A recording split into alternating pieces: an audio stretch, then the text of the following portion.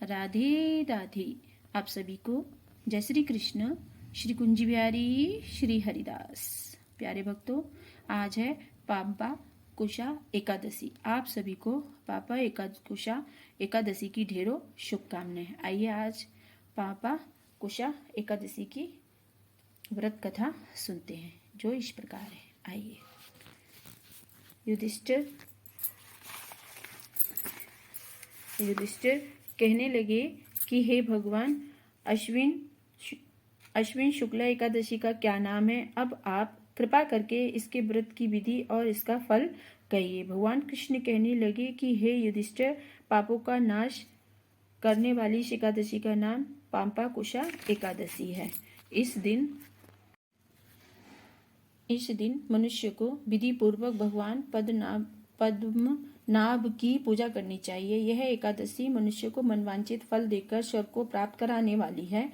मनुष्य को बहुत दिनों तक कठोर तपस्या करने से जो फल मिलता है, वह फल भगवान गरुड़ध्वज को नमस्कार करने से प्राप्त हो जाता है। जो मनुष्य अज्ञानवश अनेक पाप करते हैं परंतु हरि को नमस्कार करते हैं, वे नरक में नहीं जाते। विष्णु के नाम के कीर्तन मात्र से संसार के सब तीर्थों के पुण्य का फल मिल जाता है। जो मनुष्य श्रांग धनुषधारी भगवान विष्णु की शरण में जाते हैं, उनको कभी भी यम यातना नहीं भोगनी पड़ती। जो मनुष्य वैष्णव होकर शिव की और शैव होकर विष्णु की निंदा करते हैं, वे अवश्य नरकवासी होते हैं। सहस्त्रों वाजपेयी और अश्वमेध यज्ञों से जो फल प्राप्त होता है, वह एकादशी के व्रत के 16वें भाग के बराबर भी नहीं होता। संसार में एकादशी के बराबर कोई पुण्य नहीं। इसके समान पवित्र 3 लोकों में कुछ भी नहीं। इस एकादशी जैसा पुण्यदायी कोई व्रत नहीं। जब तक मनुष्य पद्मनाभ की एकादशी का व्रत नहीं करते, तब तक ही उनकी देह में पाप वास करते हैं। यह एकादशी स्वर्ग, मोक्ष, आरोग्य, सुंदर स्त्री तथा अन्न और धन को देने वाली है।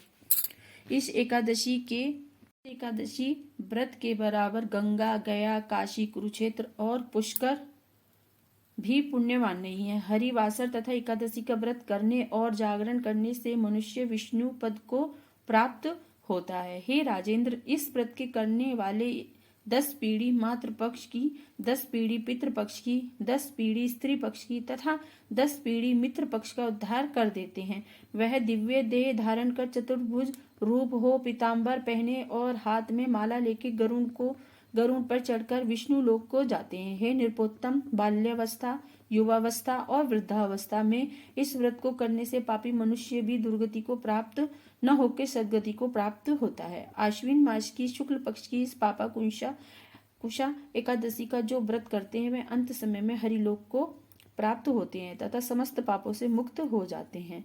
सोना, तिल, भूमि, गौ, अन्न, जल, छतरी तथा जूती दान करने से मनुष्य यमराज को नहीं देखता।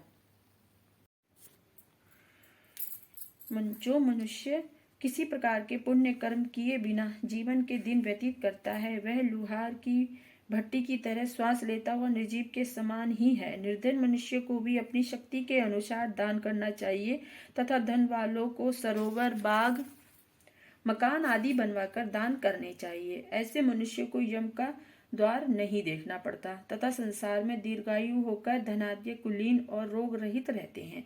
हे राजन, जो आपने मुझसे पूछा वह सब मैंने आपको बतलाया। अब आपकी और क्या सुनने की इच्छा है सो कहो। ये थी पापा कुशा एकादशी की व्रत कथा। आप सभी को पापा कुशा एकादशी व्रत की ढेरों शुभकामनाएं। प्रेम से श्री राधे, श्री राधे, श्री राधे।